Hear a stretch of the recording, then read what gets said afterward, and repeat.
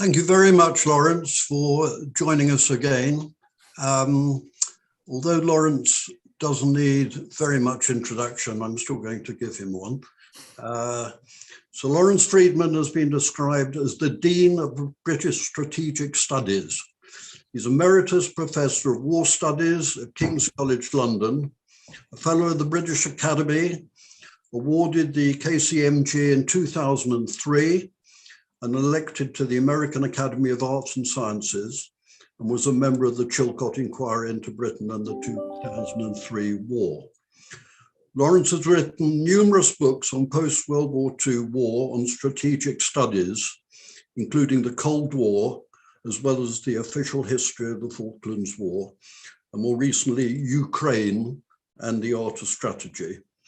Lawrence is married to Judith, Professor of Law at Oxford University, and we're privileged to have the whole family as members of Wimbledon Synagogue. While Lawrence is speaking, please submit your questions as usual on chat. At the end, we'll have a Q&A. We'll try and find you to ask your own questions if you'd like to do so. Otherwise, if you would like me to ask them on your behalf, I'll obviously be happy to do so. Lawrence, can I ask you to give us a brief outline of the current situation and why this is all happening at this particular time?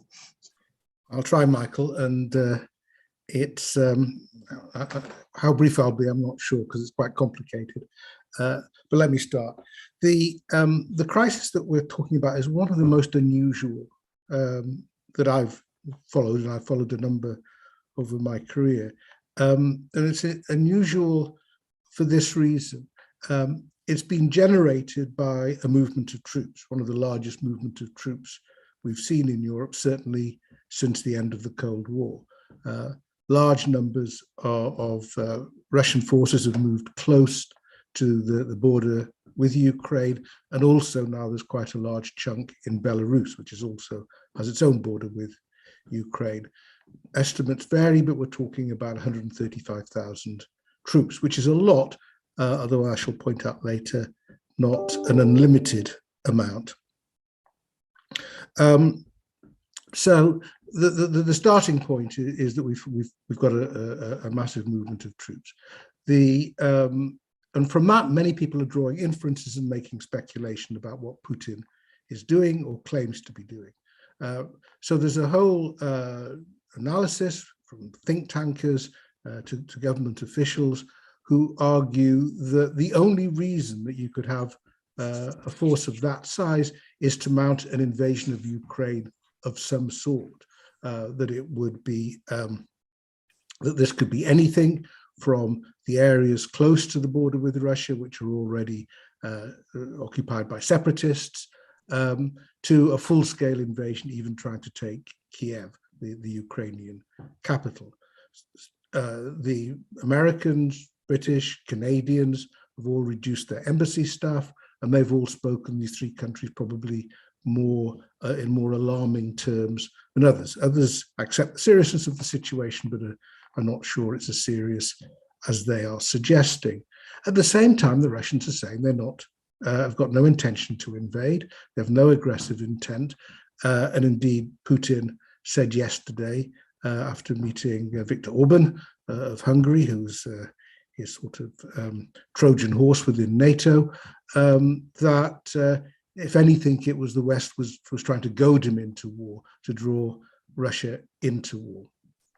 So it's a confusing situation. It's not clear why there is this buildup of troops, which is a serious buildup. And a lot of the reason why a lot of analysts are worried is because there are things like, field hospitals with blood supplies, reserves that would allow you to sustain a campaign for some time, things people call enablers, that suggest it's more than bluff. Now, the difficulty is in this day and age, the same things you'd need to do for bluff, you'd need to do for the real thing, because intelligence is so good that it can pick up almost everything that's going on. So it doesn't really tell you very much, except if they wanted to be serious, they could be. So how do we understand this situation? I think the starting point has to be what's bothering Putin. Why is Putin at this moment as exasperated as he appears to be with the West and demanding fundamental changes in the nature of the European security order? And there's a number of theories around on that, and they tend to be linked. They're not. They reinforce each other. You may have seen a lot of reference to the enlargement of NATO after the end of the Cold War and suggestions that it was promised that this wouldn't happen. It's a very mixed and confusing record, but the basic problem was that when the Warsaw Pact collapsed in 1991, there was a vacuum, and the countries wanted to be attached to the West, and the easiest way to be attached to the West and to get the security guarantees that came with it was to join NATO. They could join the European Union, but that took much longer, and NATO was the first choice. And they have memories of betrayal. That in the past, the major powers, Britain and France and the United States, hadn't taken their security, hadn't given priority to their security. So NATO enlarged, and as it enlarged, it obviously got closer to Russia. In the start of this century, the three Baltic states, Estonia, Lithuania, and Latvia joined. And those are the three countries that had always had an awkward relationship in the Soviet Union because they were sort of victims of the Molotov-Ribbentrop Pact in 1939, and sort of grabbed rather than voluntarily joined. And then in 2008, NATO looked like it was preparing for the next stage, to invite Georgia and Ukraine to join as well. And at this point, people started to worry that maybe this was a bit too much. Merkel, and Chancellor of Germany in particular. And so a very awkward compromise was reached, which is quite critical to the situation we're in, where the door wasn't closed to Ukraine, but it wasn't pushed wide open either. So that's why 13 and a half years since that summit, Ukraine still isn't in NATO. It would like to be. The door is open, but not that much open. Russia wants it to be closed. And when, in those days, at the summit in Bucharest where this was agreed, Putin turned up. In those days, Russia was invited along to these meetings, and he made clear very loudly, very vigorously how unhappy he was with the idea that two countries bordering on Russia in this way could join NATO. So that's part of the story, but it's not the whole part of the story, because one of the reasons why he was unhappy about this was because as they oriented themselves to the West, they would represent a political system that he distrusted and he didn't want to see in Russia. And you had, you'd already had in both Georgia and Ukraine in the early part of this century what were called the color revolutions, where popular movements overthrew autocrats, normally by complaining about fixed elections. In 2014, there was an even more dramatic movement in Ukraine, which was not prompted by a push to join NATO, but the more modest step of an association agreement with the European Union. Putin considered that unacceptable, and he more or less bullied and bribed Yanukovych, the leader of President of Ukraine at the time, to abandon that. That's what triggered the uprising in Kiev, known as Euromaidan. It began in late 2013. By 2014, February 2014, it had reached such a stage that Yanukovych ran away. He basically fled. A new government came in, and the crisis that we now have is the result of that moment. Putin could have waited to see what happened, try to talk to the new government, see if to look after his interests, which included concern for the Russian-speaking population in eastern Ukraine, but he didn't. He did two things. First, he annexed Crimea. Crimea is a sort of, again, an oddity in these way that the geography of the old Soviet Union had been organized. Up until 1954, Crimea was part of Russia, the Russian Federation. Khrushchev in 1954 handed it over to Ukraine for no obvious reason other than he was trying to be nice to the Communist Party leaders in Ukraine at the time. So it's a bit artificial. Most people in Ukraine were not unhappy, as far as one can tell, with the annexation, but it was against international law. It was done with a fixed referendum, a highly dodgy result, and with a bit of force as well. So the first thing he did was to take Crimea. That's still an issue. That was the first issue which led to sanctions from the West. The second thing was to try to match that in eastern Ukraine by encouraging groups of activists, many of whom were actually Russian rather than Ukrainian, to take over administrative buildings, government buildings. Often they seized arms and established separatist organizers, separatist entities, let's call them enclaves, on the eastern Ukraine. Two of these were set up, one in Donetsk province, the other in Luhansk province. Together they tend to be called the Donbass. This was very violent. At the time, there seemed to be little that the government in Kiev could do about it. But actually, I mean, this was really going on in April 2014. But by the summer of 2014, the Ukrainians had organized themselves and were pushing the separatists out, at which point Putin intervened with regular forces. So he's done this before. He sent regular forces into eastern Ukraine, basically to consolidate the position of the separatists. But as soon as he did that, he asked for talks. He went to diplomacy. And in September 2014, there was an agreement reached in Minsk in Belarus, brokered by the French and the Germans, with the Ukrainians and the Russians present, and that this was reaffirmed in February 2015, which didn't do what the separatists want. It didn't separate these groups out from Ukraine.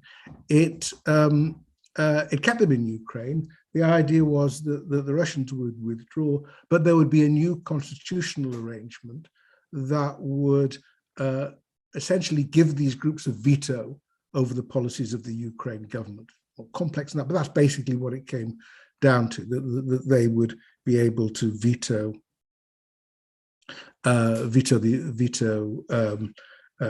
changes in Ukrainian policy. Particularly, Putin would have hoped joining NATO or joining the EU, neither of which, of course, Ukraine has yet done. But the agreement didn't work. One, because the separatists didn't really go along with it. They wanted to be annexed. They wanted to be part of Russia. They didn't really want to be part of Ukraine. And secondly, because the synchronization was so difficult. The Ukrainians would make constitutional arrangements, but only after the Russians withdrew. The Russians would withdraw, but only after the constitutional arrangements were made. And nobody worked out how to synchronize these two developments. So it's got stuck. It got stuck since February 2015. So that's now 7 years. And nothing's happened. What I think, so why develop this now? What's been going on in I think is two things. First, Ukraine has got a bit stronger. It's still got a lot of problems, still quite corrupt, but it has peaceful transfers of power. It has a sort of working democracy. And it's also got stronger. It's brought in, it's got military assistance, no troops, but military assistance from the West, and it's building up its support. And Putin, I think, starts to see it as a de facto member of NATO.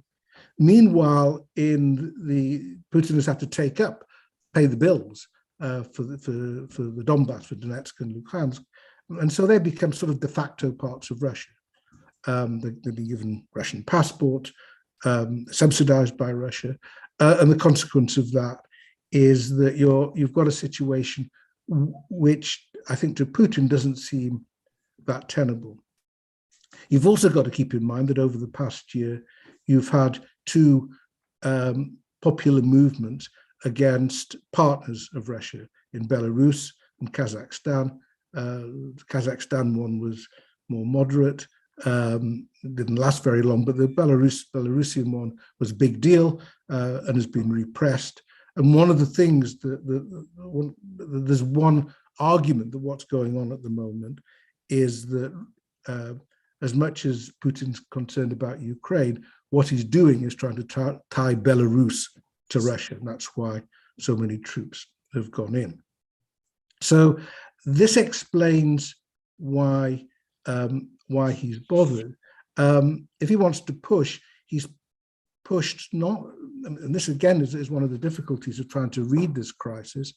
He hasn't particularly made demands of Ukraine. He's made demands of the United States and NATO. And I think he's done that on the grounds that if they took the view, say that Ukraine would never be offered NATO membership at all, that would be taken off the table, then that would settle the matter. But he's also raised a whole lot of other demands to the point that no country, even Finland or Sweden, which I don't think were thinking of joining NATO but are now, should be allowed. The arms on countries close to the Soviet Union that are now members of NATO should be withdrawn.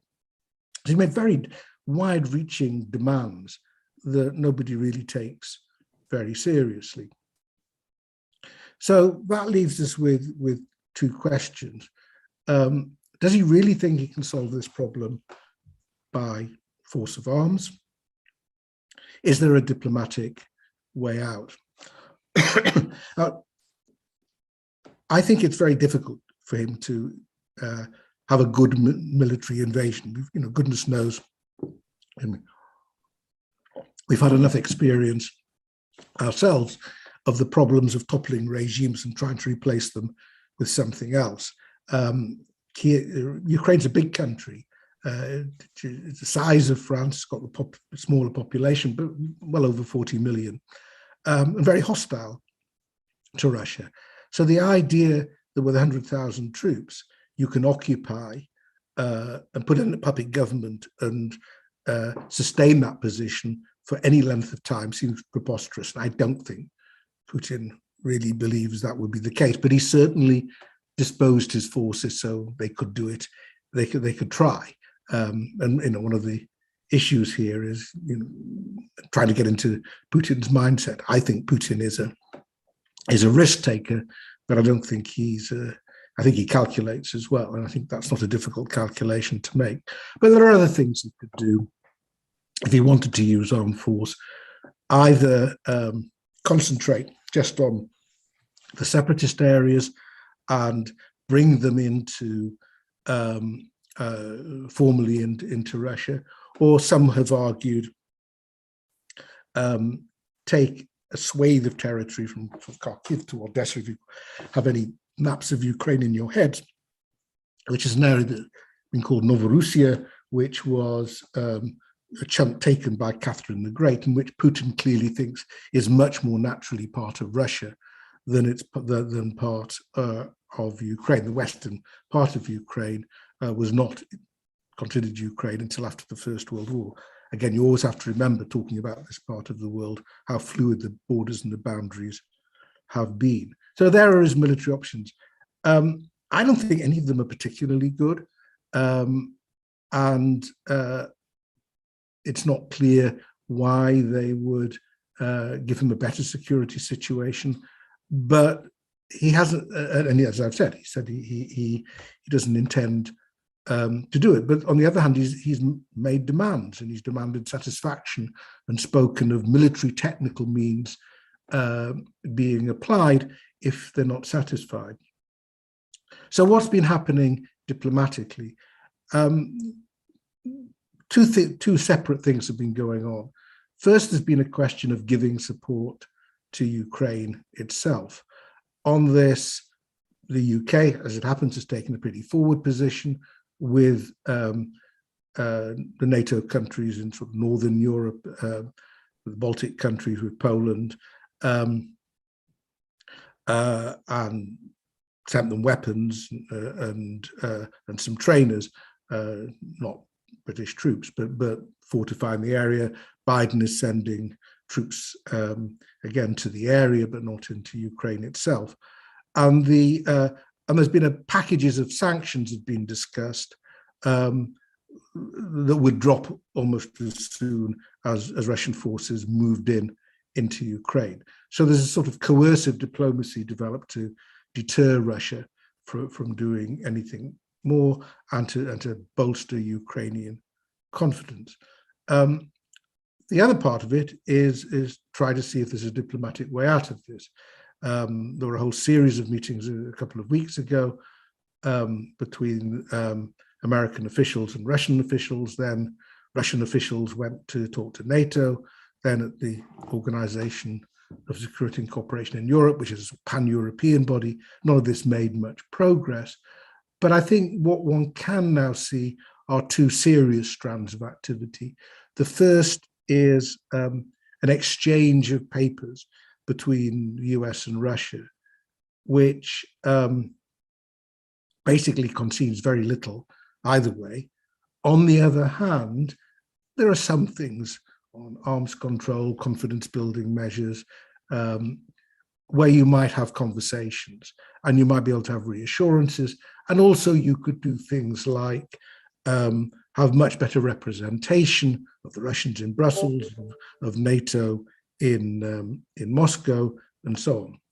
Secondly, there's been a move to revive what I mentioned before. It's called the Normandy format, the format that produced the agreements in 2014 and 15 with the French, the Germans, the Ukrainians, and the Russians getting together. And Macron, in particular, has been pushing that. And I suspect that's the most profitable approach. But again, the reasons why this problem appeared intractable in the past are still intractable. So I think you've got a situation where Russia has sort of boxed itself in. It doesn't have great military options, but has military options that it didn't have before. Diplomacy is offering it bits and pieces, but nothing very spectacular. And then there's the question of how long can you carry on like this? It's worth noting that one of the reasons the Ukrainians find it difficult. It's a long, it's expensive to keep a country mobilized if you're fearful of war. And that's one reason why the Ukrainian president has been distancing himself from the sort of war panics, because he doesn't want his people to panic about a war coming. The Beijing Olympics are coming up, and so there's a question, would Putin do anything while the Winter Olympics are on? Well, actually, Olympics have been the invasion of Ukraine in the annexation of Crimea came right at the end of the Sochi Olympics in 2014, and he invaded Georgia when Olympics were on then. So Olympics doesn't seem to be a bar to Putin taking action. The exercises in Belarus, which have brought a lot of troops into Belarus, last another couple of weeks. Do the troops hang around? That will be something to look for. I think it's sort of coming to a head. If I'm optimistic, I would say it'll peter out. That there'll be a number of proposals made that seem to be diplomatically interesting, that will keep everybody occupied and busy, and that will provide, and Putin will say, well, he never said he was going to invade, he never intended to invade. The troops have done their major exercises, and they will now go back to barracks. The other possibility, he's so frustrated he hasn't got anything, that he will decide to take something nonetheless. And some people believe that's possible. And that's, I don't know Putin's mind, very few people do. I'll just close on one point, and then we can have questions. Putin is not a soldier, he's a spook. He was in the KGB, That was his job. He was in East Germany at the end of the Cold War, before he became Prime Minister and then President of Russia. He was running the FSB, the successor to the KGB. He thinks like a spy. And a Russian one, interested in disinformation, manipulation, dissembling, getting his opponents disoriented, unsure, and doing things short of war. So just one thing that's already been done is there was a major cyber attack on Ukraine a couple of weeks ago. There's obviously a major information campaign going on as well. So there are things that Putin can do which are difficult and awkward, but leave us short of war. So we may see some of that if he feels that in the end he has to retreat. We can talk about what a war would look like if it took place. All one can say is this would actually be a very new development, something at a scale we haven't seen for a long time. It's obvious that Russia is stronger than Ukraine. It wouldn't lose in a war. The problem is that it would still take casualties, and it could get bogged down in the same way that the US and the UK could beat Iraq in 2003, but they couldn't actually suppress the insurgency. And the Ukrainians have set themselves up for that. So that's something else that we may want to talk about. But I think I probably talked long enough there, so I'll stop and maybe we can take some questions. Thank you. Can I, before we go to the general audience, can I just ask, would war with Ukraine have the support of the Russian people? And will that make any difference to Putin? It does make a difference, and it's not clear. I mean, the evidence, I mean, there is polling done in Russia of public opinion, and it's lukewarm. It blames the Ukrainians for all sorts of things. It's not pro-Ukraine, but it's not desperately keen on war, no. I mean, Russia's had a terrible pandemic. Figures that's come out recently suggest of excess deaths of about 1 million. And this is a country that was becoming a bit depopulated anyway. The economy is not in bad shape, and they're helped by the high energy prices, which is another part of the game that's being played. So the economy could cope. But we know from the past that once Russia starts taking casualties, that wouldn't be popular. So, and that's something that would bother Putin, although he does obviously control the Russian media very tightly, and he's locked up his opponents like Navalny, so there's no strong political movements to challenge him. Nonetheless, I think it would be a concern, yes. Paula and Andrew, Aarons, can we go to them for their question? Very simply, can you define the sanctions? You say they've already been sanctions, and I know there's a threat of more sanctions, but can you detail them, define them in some way? Yeah, so a lot of them are targeted on individuals who are either close to Putin or mainly people who are close to Putin or involved in putting the pressure on Ukraine. There are some restrictions on investment in oil and so on. They're limited in effect. The sanctions that are being considered at the moment, the most important would be not to complete the Nord Stream 2 gas pipeline from Russia to Germany, which is a controversial issue anyway, even without this. That almost certainly would not go ahead. And there's talk of expelling Russia from the SWIFT system, which manages financial transactions. There'd be some resistance to that, but it would be pretty big deal if it happened. My feeling is that there's limits on what economic sanctions can do. Russia's got a pretty big war chest. it hasn't concentrated on the welfare of its people for a long time. So it would cope, and I think that would be factored in. I don't think that's I don't think Putin would be pleased, and I think there would be a spike in energy prices in the West if this happened. There'd be embargoes on energy, etc., etc. So I think because we're not going to get, and the Western countries aren't going to get involved militarily, but they would feel the consequences economically. So I think you'd see a lot of sucking of teeth if the sanctions did have to be introduced because of the concerns about blowback. But that's the sort of thing that's being considered. Thank you. Can I take the next question from my old school friend, Neil Taylor, who's somewhat of an expert on Eastern Europe himself? Can we go to Neil and unmute yourself? Unmute. Good. Thank you very much, Michael, for that kind introduction. Yes, my question is a likely result of the current crisis that Sweden and Finland will feel obliged to join NATO? I'm amazed that they haven't done in the context of the Cold War with Olof Palme and the Finns under pressure from the Soviet Union. It was obvious why they couldn't then, but 30 years on with joint exercises and so on, what is keeping them out of NATO? And it would certainly help if NATO could really represent the whole of Europe. Putin must be delighted that they still haven't joined NATO, and it would be a real blow to him if he saw that his action in Ukraine has obliged 2 other countries to join NATO.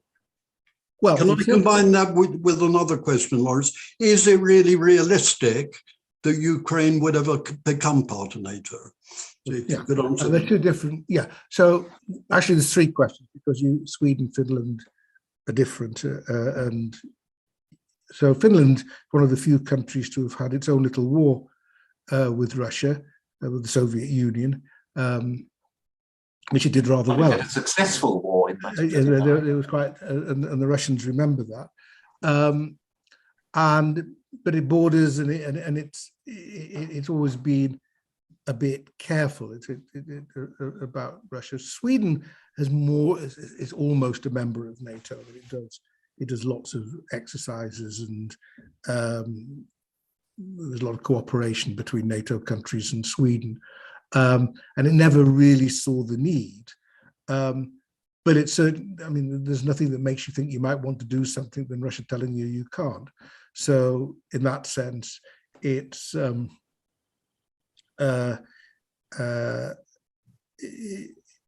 it's on the table now. The second, the question of, I mean, I doubt if it may happen with Sweden. I think more likely than Finland, and there is a debate that's been going on for a while in Sweden, and so this may shift it. It's a really interesting question. I mean, before this all blew up, you would have said, the informed view would have said, you keep the door open, but in practice, it's obviously would be inflammatory to the Russians. And there's all sorts of conditions that have to be met before you can become a member of NATO in terms of how your armed forces are organized, the strength of your constitutional democracy, the rule of law. There's a lot of difficulty still in Ukraine. It still has big problems of corruption. It's a fragile democracy. It's a democracy, but a fragile one still. So you'd have said, it's not really going to happen.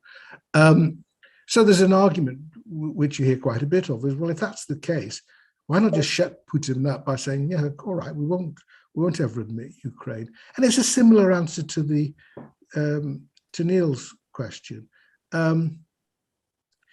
It's difficult to do this under duress.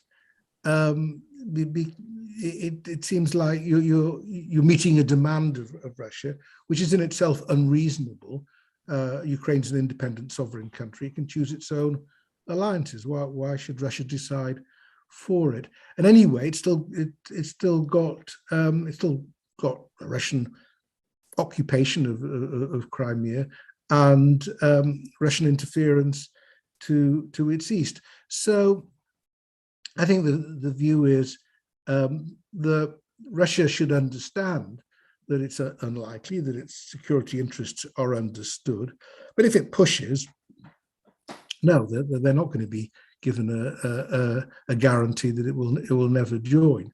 But if this crisis subsides, I don't think there'll be a rush to bring Ukraine into NATO. A lot of countries would have to agree to this, which would be wary. I mean, there are some in the US who would like to see it happen now, but I think the general view is it's not up to Russia to decide these things, but it is possible for NATO countries to be sensitive to Russian concerns. If they accept that, then the crisis could ease away. But one thing Biden can't do is give a statement saying that he's going to sort of throw Ukraine under the bus in order to appease Putin, which is how it would be presented by his political opponents. But anyway, I just don't think it was a very quick decision that NATO made, that they couldn't agree to it. And I think they'll stick to it. Neil Turner-Nash? Listening to what you said, Lawrence, I get the impression that while, without making a concession that they will not admit Ukraine, that the best option we can hope for Putin stepping away from this brink without making a fool of himself is that there's some sort of exchange of documents with America and Russia, confidence building measures without any definite concessions, which would be completely misrepresented by the Russian press as a victory for Putin and would allow him to step away. Yeah, you may well be right. I think the Normandy, there's a question of whether talking for its own sake is a good thing. I think it often can be in diplomacy. So you have the Normandy process, the one that would bring the Russians and the Ukrainians together. And I think the Ukrainians could say, if you get out of our country, yeah, we'll promise not to, we won't apply to join NATO. They could do that. I just think it's up to NATO to do that. But they're certainly not going to do that at the moment.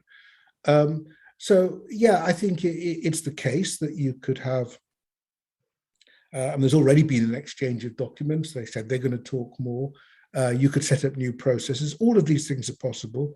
Those of us old enough to remember the Berlin crisis in 1961, and there's a lot, after the wall went up, a lot of effort went into diffusing it by just sort of out-talking the Russians and just keeping discussions going till everybody got bored. So that's one thing. And I think you're right that, if you control the media and if you've already said you've got no intention to launch an invasion, then you can say, look, we think there's some ways forward, and as you say, presented as a great victory and demonstrating peace-loving Putin's great statesmanship. That's one of the advantages of being an autocrat. You can do that. So I think that's as possible as anything else. I don't want to play down the danger of military action. The fact that I think it would be stupid doesn't mean to say that the people who are actually deciding these things would think it's stupid. But I do think the longer this goes on, you sort of lose the momentum. And I think you're sort of reaching peak position now from a Russian military point of view. So I think if something hasn't happened in the next 2 or 3 weeks, people will start to think maybe we're getting through this. But, as I say, I'm not Putin. Sounds a little bit like Boris and Partygate. The longer it goes on, the more likely it is to get off. Richard Harris. Can we get Richard on screen? Hi. Richard? Can you hear me? Yes. Yep. Evening, Lawrence. Hi, how are you? I'm good, thank you. I enjoyed your talk. With the talk of all these troops lining up on the border, if Russia was to invade, would we see the potential use of military artificial intelligence? Well, yeah. I mean, all artificial intelligence is sort of machine learning.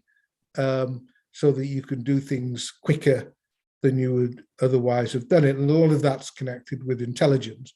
So the Russians use drones, Israeli drones, actually. Oddly, the Russians would be using Israeli drones, which is what they used in Syria. And that gives you feedback to your frontline troops who've got a good sense of what's in front of them and how the battle is developing. So in that sense, it would be used. Artificial intelligence can make sort of tactical decisions for you. It can't make the strategic decisions. You still need humans for that. Yeah. But it would, Russia has been modernizing its armed forces pretty energetically. And that's certainly part of it. On the other hand, it's also, there's a lot of conscripts involved, and conscripts tend to be the least modern part of your armed forces, and not necessarily very enthusiastic about taking too many risks. The other thing to keep in mind, though, is Russia's got not only drones, but air power as well. And there is one scenario, which I think is pointless, but other people think is possible, where Russia just sort of batters Ukrainian military forces from the air and then demands concessions. But the difficulty with that is the Ukrainians, who will be pretty cross by this time, would say no. And if you're not actually putting troops on the ground, then there's always a limit to what you can achieve militarily. So all these factors will be in play. But Russia has a very professional military, and so it shouldn't be underestimated. Yeah. Thank you. David Grossman has a question on China, possibly following on from the interview with the Russian ambassador reported in the Sunday Times. David? Yes, I was just wondering what influence or interest the Chinese have in the Russians' position, not necessarily encouraging to make an invasion, but just to stir the pot, to muddy the waters, to have just confusion between the West and Russia. Yeah, well, the China factor is quite important. I mean, it's quite a strong argument you hear from Russians is that, which I'm not sure they'll believe quite so much anymore, is that Biden is so preoccupied with China and sort of the Indo-Pacific region that he doesn't want to be bothered with Europe. I don't think that, in practice, that doesn't turn out to be true, but it is an issue. I mean, some people even have their sort of nightmare of, while Russia has a go at Ukraine, China has a go at Taiwan, and sort of stretching us all over the place. Again, I don't think that's likely to happen.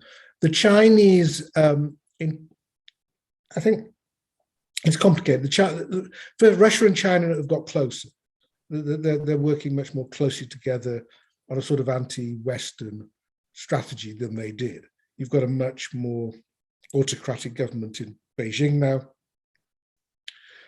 President Xi has become much more assertive, much more authoritarian, and they sort of go along together. But China is a much stronger, not necessarily stronger militarily, but certainly stronger economically than Russia, and obviously much larger. And it's awkward for Russia, which used to be, in the Soviet Union, was sort of the big brother of the People's Republic of China. Now China is the big brother of Russia, and that's an awkward relationship. Also, Russia has good relationships with India, and India is very wary of China. China, I think it still does, used to, gets a lot of its grain from Ukraine.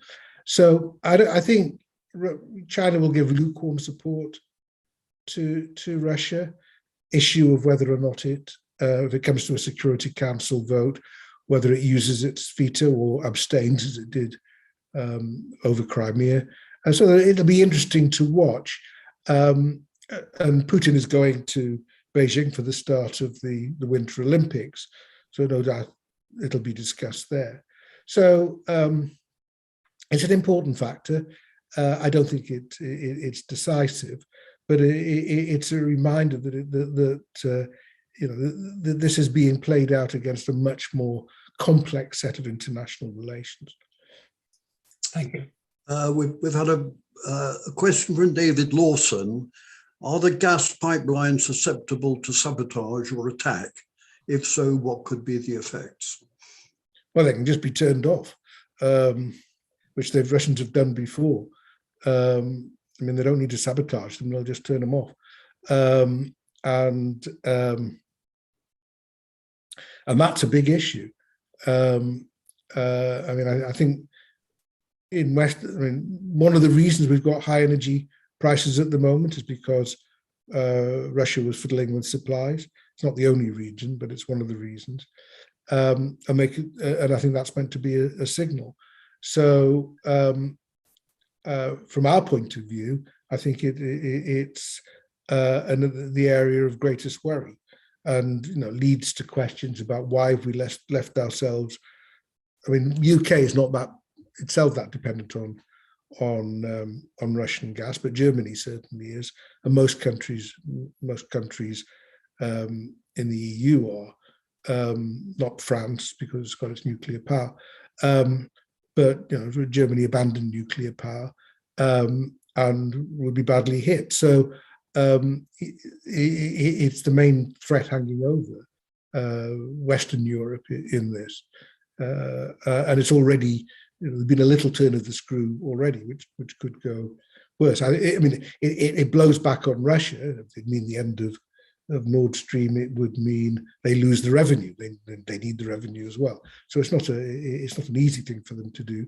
And people would certainly be looking pretty actively for alternative sources of supply thereafter. But it's certainly, if things get really hot, that's one of the things to worry about.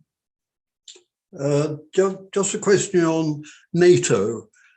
France and Germany seem to be adopting a slightly different attitude to the whole crisis. Boris has just been out there to Ukraine and has spoken to Putin direct. Are NATO as united a force as they used to be in years gone past? Oh, they were never that united. I think NATO's done all right. I mean, there's differences of opinion, but Biden's been pretty good on this. I think he's been pretty steady. He's offered diplomacy. He hasn't given in on any of the issues where he shouldn't give in. Macron, I think, has been pretty active diplomatically, but he hasn't sort of dissented from the sort of basic political line that everybody else is taking. I think he's played a reasonably creative role in the crisis.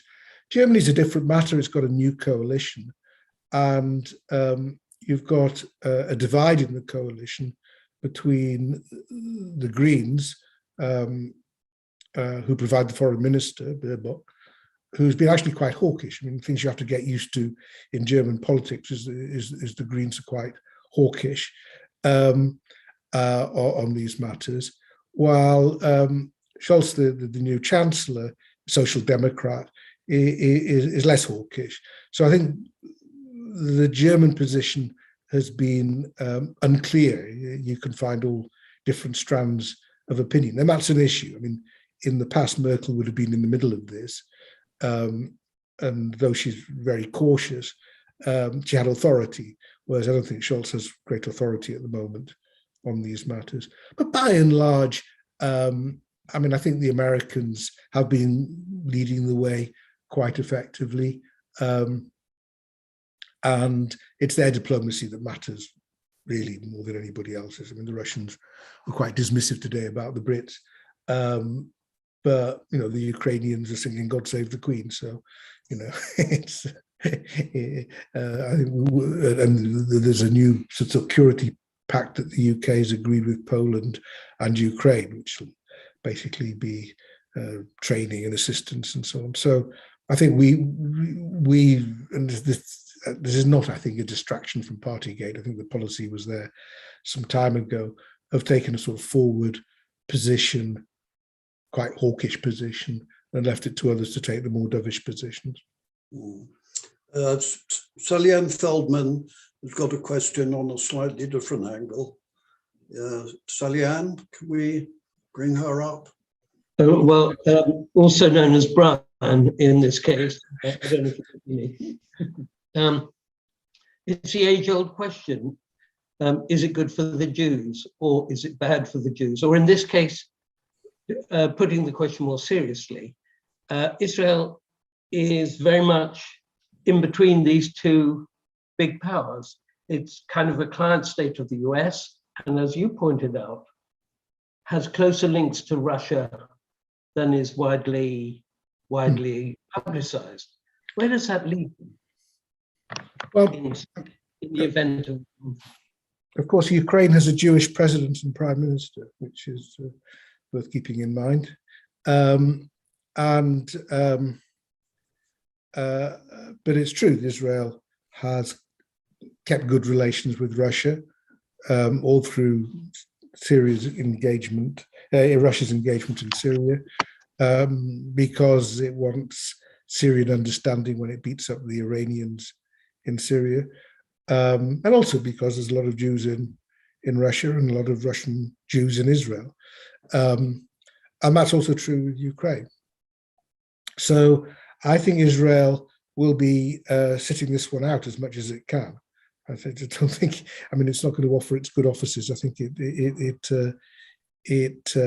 doesn't want to get involved too much because it has relations with both countries. It's certainly not going to be leaping up against Russia. But it doesn't want to be seen to be pro-Russian either, for the reason you mentioned, because of its relations with the US. So I think it'll sit this one out. Sorry, go on. Do you want to have a follow-up? No. I'm sorry, I just said it sounds like walking a tightrope. Yeah, I think it's hiding behind the sofa more. We've had a question, what is Putin afraid of with Ukraine and the West? I think, is Putin making Russia's security an excuse? Or is he genuinely, does he want to carry out aggression against his neighboring country? I think we know what Putin is most afraid of, which is color revolutions, the popular movement. I mean, there was one, I'll get my dates right, 2012, I think it was, when, if you recall, he'd had his 2 terms as president. And then he put Medvedev, who had been his prime minister, in as president, and he became prime minister. And then he announced he was going back to becoming president after Medvedev's first term. And there were riots in Moscow, and there was all public, which Hillary Clinton, as Secretary of State, gave support to, and so on. That's what he's scared of.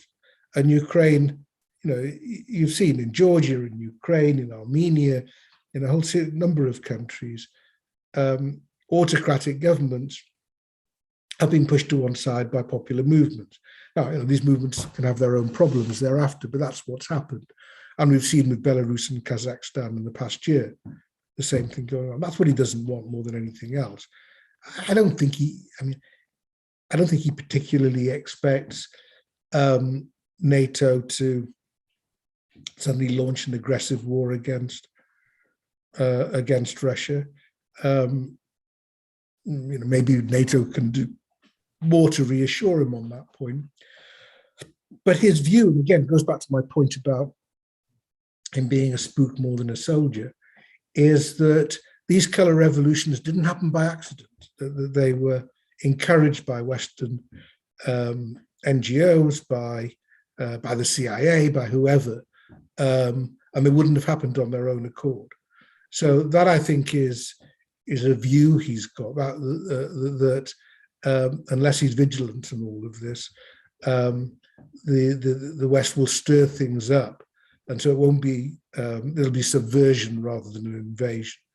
And I think that I think is probably the closest to what he fears could go on. Paula and Andrea have got another question about the United Nations, if they have any real role in what's going on.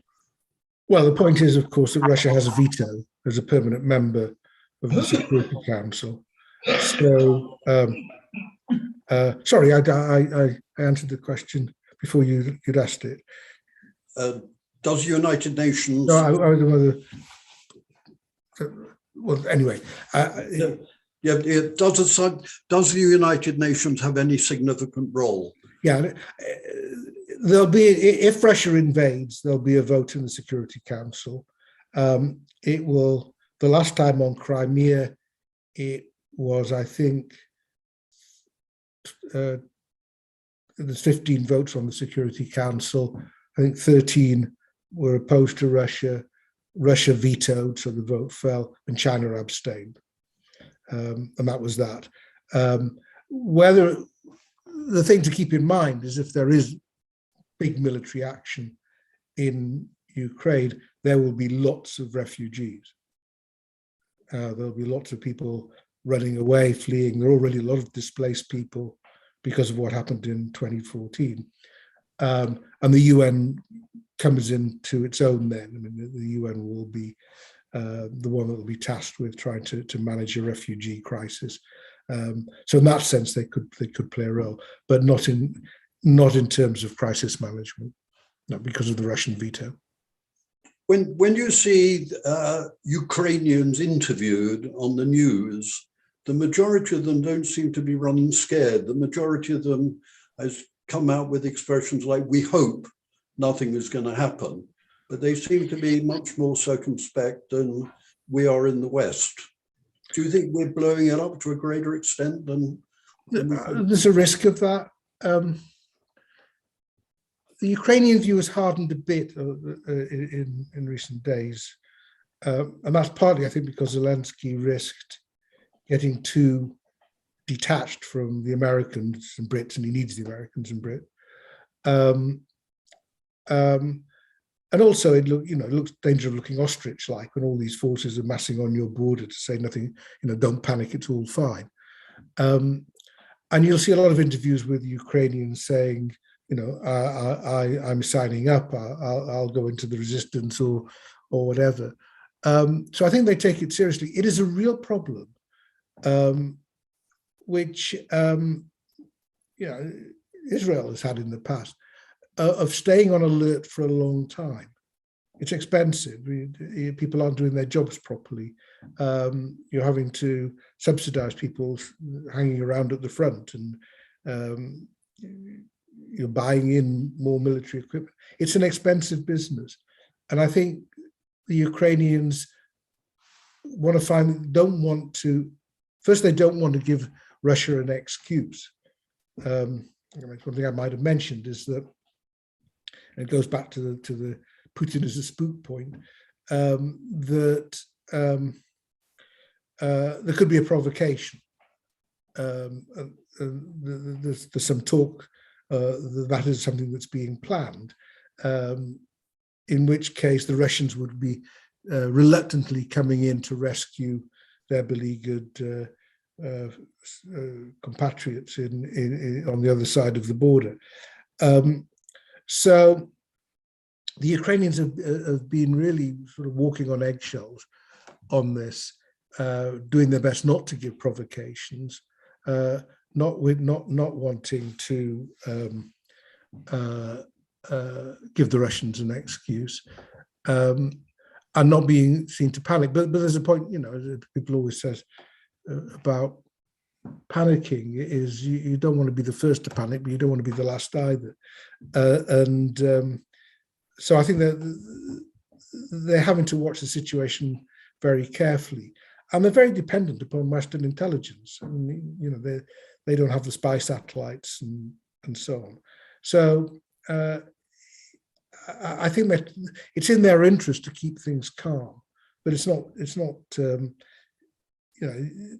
Everybody's aware of what's going on and the risks that are there.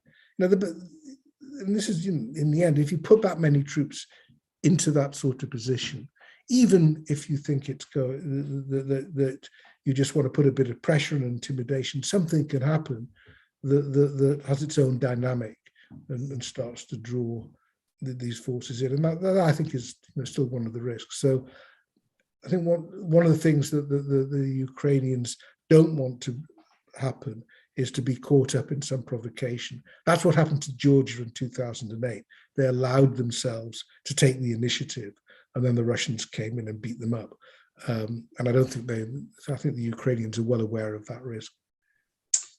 Right, well, we've kept Lawrence going for exactly the hour that I said that we would take up of his time. I feel far better educated now, personally. Can I ask Rabbi Adrian, I put him in the deep end, to propose a vote of thanks? I don't know whether you want to put a religious spin on it, Rabbi, or maybe I better don't. We had today a very extensive discussion about the ethics of a war and how the Torah positions itself there. And I think as the presenter of the Torah, I lost a little bit on that side. But thank you so much, Sir Lawrence. So what I would say personally, what I can take home, or I'm at home, but what I can take into the night is that I feel I can sleep a little bit better. I think your analysis calmed me personally a little bit down. So it is a very difficult situation. And I mentioned to several people with my German background and the German Jewish communities, where you have Russian and Ukrainian members standing as part of your community.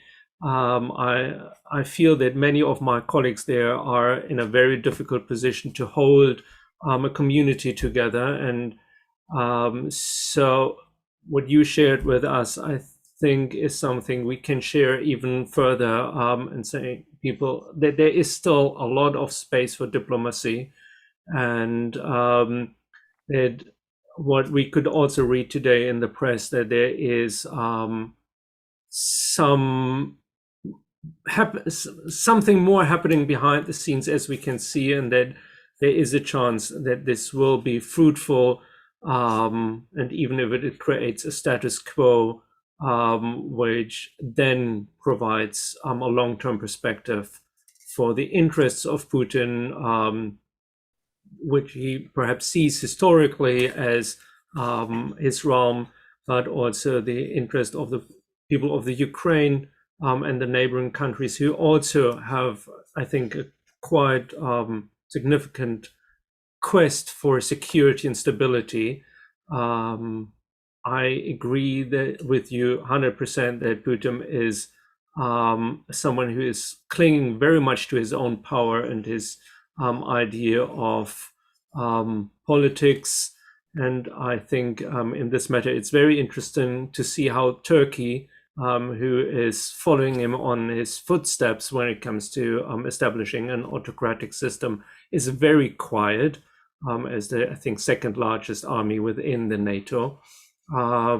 So yeah, there is a lot what's happening, and therefore thank you that you gave us some perspectives this evening, so that we hopefully all of us will have a quiet and a good sleep tonight, and hopefully the Olympic Games will all give us some distractions, and when we wake up after the 3 weeks of Olympia, we will see that the world is still standing and actually in peace.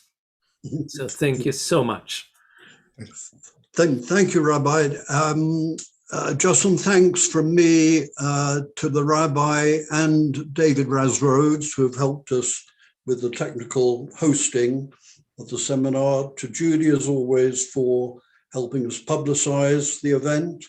Lawrence has very kindly allowed us to record it, so it'll be on the Wimbledon Synagogue YouTube channel, if you can tell your friends who weren't able to watch it live.